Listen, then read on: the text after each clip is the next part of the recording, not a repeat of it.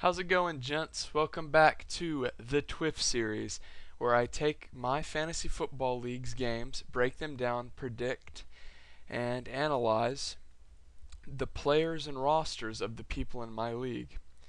So, as my computer freaks out and freezes, I'm going to start by giving my condolences to the Packer fans. I'm sorry. You got screwed. You are a product of Roger Goodell's greed, and I hope the loss doesn't affect your team's chances in the playoffs. So, with that being said, and the fact that the new refs are on the way, I'm not going to talk anymore about that, and we're just going to jump into last week's games, tell you what happened, and we'll go from there. Because why am I sitting here predicting if you never get to know what happens? It wouldn't be very good now, and it wouldn't be very good if you ever wanted to go back and watch the videos again. So we had me take out Seagout Cheer. It was a little closer than it should have been. Although, when I say should have been, I mean had all my players not been injured. But this is about what I expected. Maybe a loss had, Seagout's team performed a bit better. But that puts me at 2-1 and Seagout at 0-3. If he wants to do something, he better do it fast. Then we had your Combat X Easy pick of the week. This one is blatantly obvious. The only thing worth noting here is Jamal Charles went off for 34, and his owners can stop panicking. Here we had Disco Hobbits trouncing Clap for Bacon. I mean, I looked at Clap 4's team yesterday without any of the numbers. I just looked at the names, and it doesn't look that bad. And then you look at his team with the numbers, and you realize it's terrible. I really hope Clap 4 is willing to make some deals, although he did make a trade recently. We had 3 trades in the league since we last talked. I will review those after the game. And I'm really, really happy to see Kevin shaking up his team. I just think it was a mistake to wait till 0-3 to do so. Here we have Fabiano's Brilliance taking down My Team Sucks. Good win here for Spencer, 100 solid points. I'm going to skip that. I want to save that for the end. And we have Big Ben overcoming No Fried Rice for You, who was at one point projected 170 fantasy points. Fabiano got really greedy with his dice rolls, and this was your game of the week. I predicted Ben to win, and he did so. Ben's looking really strong as he posted on the message board. I'm back, baby! And I'm happy to see that. And now we have a clusterfuck on our hands. Now, I know you can't see me because I don't use a webcam. I've tried doing these TWIFs over gameplay, among other things, and it's just universally agreed on that the visual aid of the website is the best. But I am face palming. You can't see it, but if I had glasses, they would be off, and I would be face palming with glasses off. Just look at the stat line here. Aaron only put up 75, and he won. And Cameron put up 63, and what you're thinking is, well, Aaron's 2-1, but how did Cameron lose? Well, this is how Cameron lost, right here. You see this? Dustin Keller, he was inactive Saturday. It's not like he was questionable and Cameron started him. He was inactive. And let's take a look at this. Jared Cook, who Cameron should be starting anyway because he's better on his bench. And then we had him start Phillip Rivers against Atlanta's defense, which was not as silly as the Dustin Keller thing, but still bad. And then we had Randy Moss starting for no apparent reason over Lance Moore, who obviously was better. So we're going to go ahead and get Destiny's thoughts on Cameron starting Dustin Keller. Destiny, what do you think about Cameron starting someone who was declared inactive a day before the game started?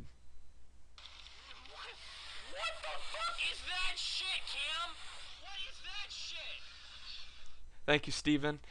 So that's all I'm going to say about this. Aaron, you got lucky. Your team's probably... I think Aaron right now is in a good position. Obviously, he's 2-1, but I think he can make it through the bye weeks okay, relatively speaking. Although Cameron's up shit creek because he just didn't check his team Sunday morning and screwed the pooch. Screwed it. So I gave Cameron my... oh, what the hell, I'm just going to blindly pick him last week. And that's why you don't blindly pick Cameron, because he does shit like that. Now I'm going to take a sip of my soda. We're going to look at the trades. First of all, I traded Michael Burnzo Turnzo and Robert Meacham for Marshawn Lynch to Seagouch.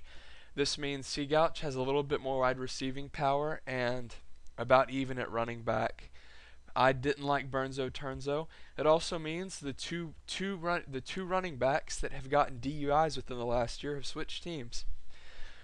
And then let's see what else. We have some pickups, nothing really notable. Ben dropped Santana Moss. There's the trade in question. And Ben picks up Nate Washington, I guess is worth noting. But here are the other trades. Ben gets rid of Ahmad Bradshaw, who was hurt and looks like he might be splitting time, and San Antonio Holmes for Chris Johnson. Now, on one hand, this looks dumb for Ben because Chris Johnson is terrible and hasn't done anything. But at the same time, Holmes and Bradshaw aren't really worth much. And this is honestly like Ben trying to be a fantasy genius and Kevin trying to shake up his team. I don't know if either will work. Well, obviously Kevin's going to shake up his team. Whether it's going to help him or not is yet to be determined. But we'll see if it works. Ben's been known to do wacky stuff that looks ridiculous and it work. So we'll see. And then there's no graphic for this, but Spencer traded. I think I might have gone over this last week, but he traded like a running back. Sorry, he traded. Jesus, what a mess. Let me find it, guys. Sorry. He traded a running back, and well, let's just look at his team. What am I thinking? So unprofessional, I know. He basically got Wes Welker and got rid of CJ Spiller, is what you need to know. Okay, yeah, he traded for Matthews, and he got rid of he got rid of either a Saints or Chargers receiver, and No Fried Rice gave him Welker and Matthews, and they swapped defenses. So Spiller and I think it was like Colston for Matthews and Welker and some defenses. Sorry you had to witness that, me try to figure out a trade that happened a week ago in my head. But I'm going to take another sip and we're going to get started. Alright. We're not going to start with this game for obvious reasons. Here are the matchups. Y'all said y'all like that, so they're staying at least for another week. Okay, Aaron and the Cure sucks. This looks to be another rampy victory. So, we have Peyton Manning going up against Aaron Rodgers. Rodgers is probably better than Manning in almost every way, so advantage Rodgers. We have Michael Bush going up against D'Angelo Williams, who's projected 16 points for no reason. Michael Bush, Matt Forte obviously hurt, advantage Bush.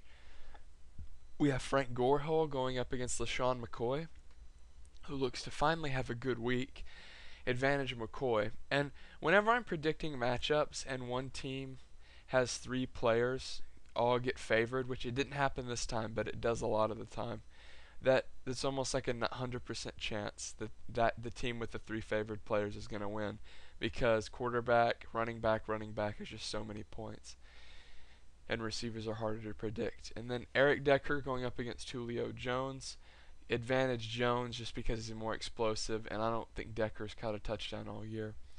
AJ Green against Danny Amendola, particularly. That doesn't make sense. AJ Green going up against the Jaguars, very good matchup for him, so I'm giving him the advantage. Jacob Tamey, not good at all. Brandon Pettigrew, not very good either. Matthew Stafford's hurt, so Tamey gets the advantage here. And then we have DeMarco Murray going up against Alshon Jeffrey. Obviously, Murray's going to get the advantage here. And one thing that we need to keep an eye on is that as long as Forte is hurt, it's going to hurt my lineup and help Aaron's, because Aaron has Michael Bush. So for the next 2 or 3 weeks, Aaron looks to be in a really, really good position. And David Akers all powerful. Janikowski could be projected 500. and be starting at quarterback, and it wouldn't matter. Akers is going to score more points than him. Then the Ravens defense is going up against the Browns, so obviously they're going to play very well because they're playing the Browns. Rampy gets the advantage in almost every asset of this game and looks to take a 3-1 record, something that I don't think Aaron really expected to do after week 1. Advantage Rampy that game. Here we have the Fantasy Genius and Clap 4. This looks to Ben's hit with bye weeks pretty bad, but I don't think it's going to matter. Carson Palmer is going to be outperformed by Tony Romo, who Carson Palmer still hasn't gotten a new picture since 4 years ago from his days with the Bengals. Darren McFadden is going to, well, no. I guess Ben will have Chris Johnson at this time. So Kevin, God knows who he's going to start because I still think Bradshaw's hurt. So obviously Darren McFadden's going to outscore whoever Kevin can pick up. The Colts are off this week, so Trent Richardson is going to skunk Donald, whoever Kevin starts. The Colts must be off because they're not on the schedule, and he's projected 0. Steve Smith is going to be outperformed by Victor Cruz. You just can't trust the Panthers offense, man. I'm a Panther fan, and as much as I hate to say it, it just doesn't look like they're going to improve from last year. They had a decent year last year. It wasn't great, but it was definitely an improvement from their 2-win season. But God, this is a disaster. The way they've been moving the ball on offense or lack thereof has been pretty tragic. So advantage Cruz. And then I don't know why Dwayne Bowe's projected 4 points, but I can tell you that he's going to outscore Malcolm Floyd. The Chargers, I think they're going to wait till week 6 until they get their shit together because they just haven't done anything. Tony Gonzalez will be outperformed by Jason Witten. I think it's Witten's week to break out, but I've said it once and I'll say it 1,000 times. Gonzalez is so solid. And then, Reggie Wayne not playing. Advantage Ben. Ben made a really good pickup with Mikel LaSure. This is great because he was suspended, so no one took him, and then it turns out he gets a lot of touches. So it's just Ben being a fantasy genius there. Advantage of LaSure. And Lawrence Tynes and Janikowski. I just hate saying him and the other, I think the Raiders kicker name. Ben's going to lose out on this matchup, but that's about all he's going to lose out on.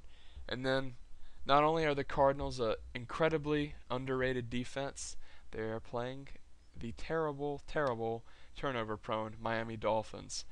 So not only will Arizona win, Ben will win. And you know what this is, boys? Because of the fact that Clap 4's team is bad and the fact that he's being owned by bye weeks this week, this is your Combat X easy pick of the week, guys. Brought to you by Combat X. Stay easy, son. Ben gets the for sure victory this week. Here we have no fried rice for you and Christian. After a monstrous and scary 170-point projection, no fried rice for you is at 60 this week, and a team that once looked phenomenal is looking pretty terrible. Let's ask ourselves why. Why is no fried rice bad? Okay, well, I'm going to answer this for you. Last week he looked like a juggernaut. Okay, it's actually going to be easier for me to just go over this week, and it'll make itself apparent why he's not a juggernaut anymore, or at least for a few weeks. Tom Brady will be outperformed by Drew Brees, who I think has thrown a touchdown in his last 50-something games, and I'm not making that up. That's an actual stat. Alfred Morris will outperform C.J. Spiller. You know why? Because Spiller's hurt. This no player will for sure be Michael Turnzo, who will outperform Reggie Bush, who is hurt. Des Bryant, who hasn't done anything all year, will be outperformed by Stevie Johnson. Greg Jennings is going to do better than Michael Crabtree simply because Michael Crabtree is atrocious, and Greg Jennings will be completely recovered from his injury. Vernon Davis, who's a complete stud, will overcome Jermichael Finley this week. Davis has been a touchdown magnet, returning to his form of a few years ago. And then Andre Brown, who gets a couple touches and usually fumbles, will be outperformed by Deshaun Jackson, the lesser of the Eagles receivers. And then Dan Bailey will lose out to Matt Bryant, who is a very good kicker, although Bailey is good too. But the Cowboys have had some severe offense troubles, and I just don't trust Bailey. And this little no player here is actually going to be the Denver Broncos defense. I'm 90% sure. So, with that being said, I still think they will be outperformed by the 49ers, who are facing a very turnover-prone Jets offense. Seagouch might be 0-3, but he's coming back this week. Mark really can't do anything. He really caught an unlucky break after both of his running backs got hurt in 1 week. He looked to be so strong, but now I really think he's going to be 1-3 after this week. There's just no chance. Even playing against Seagouch, who's one of the weaker teams in the league, I just think that there's really no chance. When your top two running backs get hurt and you have bye weeks to contend with, it's just a very unfavorable situation. Advantage Seagouch. Here we have choking a hoe going Weston. And although projected 120 points to Weston's 110, it's very painful to analyze a Cameron game after he did what he did last week with Dustin Keller. It was just so bad. It just goes against every logical thing he could have possibly done. I mean, check your team Sunday morning. Every fantasy owner knows that. It's Sunday morning. I'm just going to make sure the people that are playing are in my lineup. If Cameron had just started Randy Moss and a bunch of other stupid people, I wouldn't care. But he started someone that was inactive Saturday, and it's really frustrating to see the tide of a game turned, because this is the difference between Ben having the complete share of the first place lead in his division and then sharing it with Aaron. And then the way Aaron's team looks right now, it's going to be really hard for Ben to take a definitive lead, at least for a couple weeks. So Cameron really impacting his division negatively, and it's kind of frustrating to see. Okay, so Ben and Cameron, we have Eli Manning going up against Phil Rivers, and I can only assume that Cameron's going to start Schaub over Phil Rivers. Phil Rivers has just been so terrible. So advantage Manning. I don't even care who Cameron starts. Manning is going to play better. Here we have Ray Rice, projected 40, and those of us who watch Raven games will know that 40, although outlandish, they give him the ball so much. I mean, they give it to him, and then it looks like he runs for 10 yards every play. And he's facing Jamal Charles, who is less consistent and up until last week was doing nothing. Plus Rice is playing the Browns, so advantage Rice. Here we have two former Patriots, one current Patriot actually, Law Firm and Ridley going up against each other. No running back particularly top tier. But I'm going to have to give the edge to, let's see, who are the Pats playing? Oh, the Bills, sorry. Definitely giving the edge to Ridley here just because of his good matchup. But Law Firm won't fall too far behind. Megatron, enough said. Andrew Hawkins, I don't actually know who Weston is going to put in place of him. So Percy Arvin's good anyway, so he gets the advantage.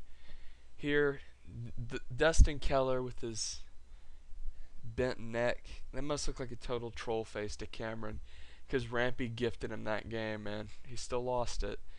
Plus, Jimmy Graham is kind of a baller. Advantage Jimmy Graham. Then we have Randy Moss, who say it 1 week, say it every week. He was good way back when Chris Johnson, that old, or is his name Chris Johnson? The analysis guy for ESPN that talks with Ditka all the time. It's Chris Johnson. I don't know. Someone will get that reference. He played with Moss on the Vikings way back when. I don't know why Weston picked up Tashard Choice. Actually, I do. It's because both the Bills running backs are hurt. Tashard Choice is awful, though. So let's just assume Cameron can scrounge up someone than Tashard Choice, okay? That sounds good to me. Justin Tucker, a Longhorn to Weston's Aggie, will be outperformed by Mason Crosby because the Saints don't actually have a defense. They just have a bunch of hitmen that can't stop anything. You know the Saints are 0-3? Remember when I projected that they would be kind of crappy after Peyton leaving, and everyone was like, no, he'll be involved. Yeah, yep. You like that? And Houston will outperform New York just because Houston is going to get their interceptions. They're going to get their sacks. They're a very, very good defense to have.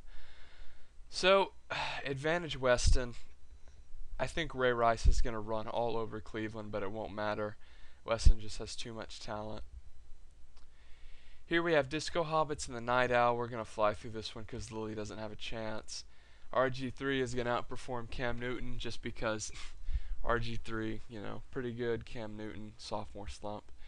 Willis McGahee, not particularly good, but y'all know how I feel about Sean Green. Advantage McGahee. Arian Foster, very, very good player. Likes to get yards. I guess he doesn't like touchdowns because he hasn't been getting many. So advantage Foster, but not by much. Roddy White is better than Hakeem Nicks. Those are just the facts. Andre Johnson and Larry Fitzgerald, two incredibly good receivers. Normally I would give the edge to Johnson here, but Fitzgerald has a favorable matchup going up against the Dolphins defense at home. Advantage Fitzgerald. Fred Davis, who I predicted would be good and has not, will probably be outperformed by Brent Selleck, although he hasn't been particularly good either. But it turns out when you just run a lot, you don't need a tight end. So RG3's learned that. I had no idea. Kevin Ogletree, once again, shouldn't be starting. He had one good week. Anyone who's still starting Kevin Ogletree at this point probably doesn't have a better option or is just a diehard Cowboy fan. Speaking of Cowboys, Miles Austin is going to do better than Ogletree because he's on the field, actually. Matt Prater is better than Hartley, and the Saints are playing the Packers off defense. So that's why Prater gets the advantage. And then the Cowboys defense, they have a pretty good matchup, especially compared to the Packers. I don't think the Saints are going to do much against the Packers, but I mean, it's the Cowboys defense going up against the Bears, that's right. And Action Jay Cutler, who is actually terrible and loves to throw interceptions. So obviously Disco's going to get the edge here. I guess if Doug Martin runs all over the Redskins for like Jamal Charles numbers, then Lily has a chance, but I don't know. Disco looks really, really poised to take this game and start out 4-0. Alright, men. This is it. This is your game of the week. Two 2-1 juggernauts going at it. Projected 3 points close to each other. Not that that means anything. But I guess it's worth noting. So, Matt Stafford and Matt Ryan. Stafford coming off of an injury. Ryan, I think, has played much better than Stafford this year, so I'm going to give the advantage to Matt Ryan. And if you haven't been able to figure it out, this is the game of the week. I'm not sure if I just said that or not, but it doesn't matter. My new acquisition, Marshawn Lynch, will most likely outperform Adrian Peterson, who is playing the Lions, who have probably an above-average defense. But, the Seahawks are playing the Rams, so that's why Lynch gets the edge. As well as, I've noticed Gerhardt is getting more touches than Peterson owners would like him to, which contributes to Lynch getting the edge here. Then we have two 27-point running backs going up against each other, Maurice Jones-Drew and Ryan Matthews. I don't really trust Ryan Matthews. I think Maurice Jones-Drew is a stud. He's probably the best fantasy football running back out there in my opinion. But the Chargers are playing the Chiefs, so advantage Matthews there, but barely. Wes Welker will outperform Anquan Bolden, who's only starting because I have bye week issues and injury issues for that matter. Jeremy Maclin, very good player. He will outperform Vincent Jackson. Mostly because I think Jeremy Maclin is just a better player than Vincent Jackson, and the Giants are still having some secondary issues, so the Eagles have a favorable matchup. Gronk and Gates, I'm still waiting for the Chargers to get their shit together on offense. And let's see. Gronk doesn't have Hernandez to contend with, doesn't have a run game to contend with, and Tom Brady throws the ball a lot. Advantage Gronkowski. Wouldn't be surprised to see him get 2 TDs this week.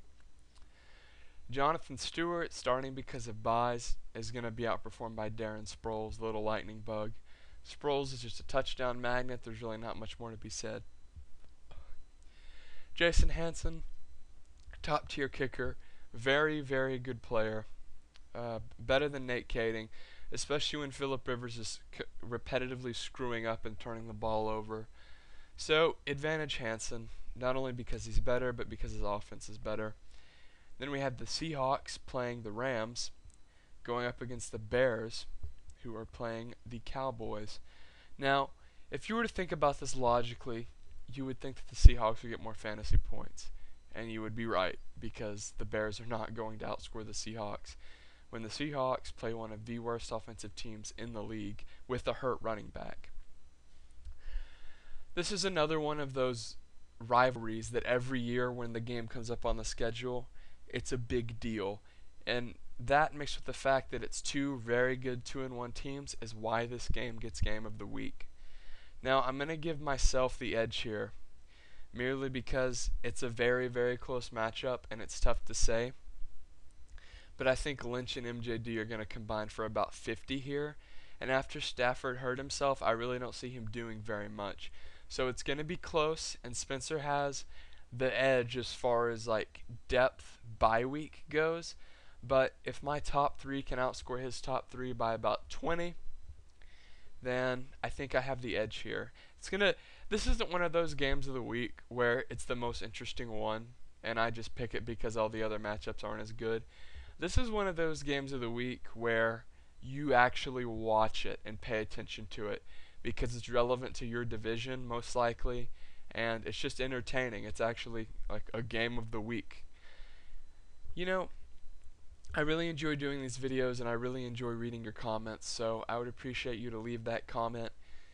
I hope the Destiny quote wasn't really, really loud. It's hard for me to control those things. But anyway, guys, that's it. I hope you enjoyed the TWIF. I hope that you are still enjoying watching them and not being bored. So I'm out. Leave me that comment.